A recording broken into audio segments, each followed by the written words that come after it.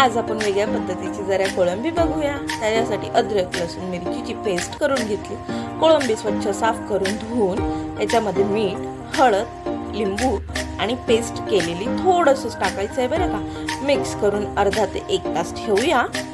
बरं, इथे तुमच्याकडे कोकम अगर असेल तर अतिउत्तम, लिंबूच्या जागी ते यूज करा। माझ्याकडे नव्हतं म्हणून मी लिंबू यूज केलाय।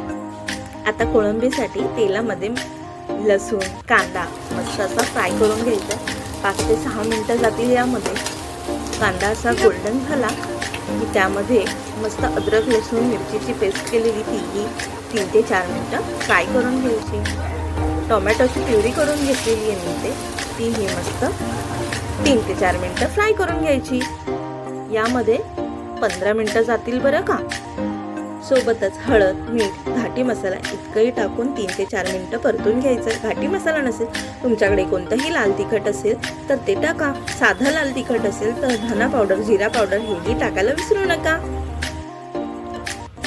आता कोळंबी मस्त 2 ते 3 मिनिटं तेलामध्ये परतायची आणि थोडंसं पाणी टाकायचं आहे बरं का। तुम्हाला जास्त ग्रेव्ही हवी असेल तर तुम्ही जास्त पाणी टाकू शकता। मला इथे लपलपीत हवं होतं त्याच्यामुळे मी इथे थोडंसंच पाणी यूज केलं।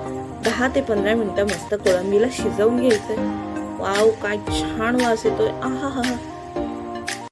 तर इथे 10 ते 15 मिनिटं मस्त झाकण लावून शिजवून घेतलेलं बघा, लपलपीत झाली आहे की नाही।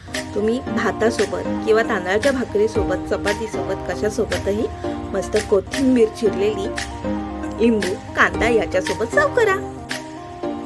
व अशाच मस्त आणि चमचमीत रेसिपीजसाठी मला लाईक, शेअर, सबस्क्राईब आणि फॉलो करायला विसरू नका। Thanks for watching. कोळंबी इथे यम्मी झाली आहे।